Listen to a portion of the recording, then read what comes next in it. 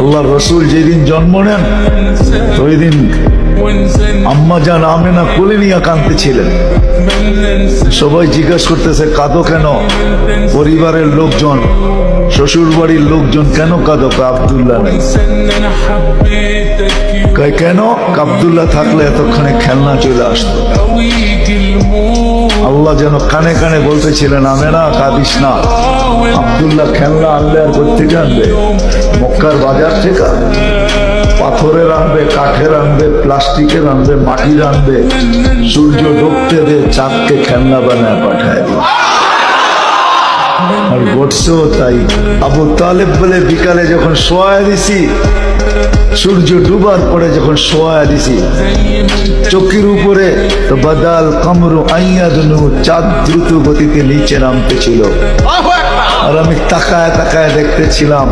যখন একবারে নিকটে চলে আসছে তো চিৎকার দিয়া ফেলছি, ভাবতেছিলাম তোমার উপরে পড়া না যায়, কিন্তু তোমার মাথার কাছে এসে থাইমা গেছে।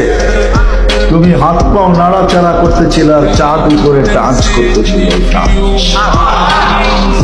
তো বলছে চাচা জানেন চাঁদ কি বলতেছিল?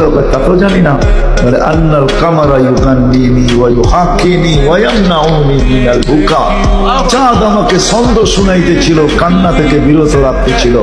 আমি যেন না কাঁদি, কাঁদলে আম্মার কষ্ট হবে। আল্লাহ চাঁদকে আমার সাথে খেলার জন্য খেলনা বানায় পাঠায়।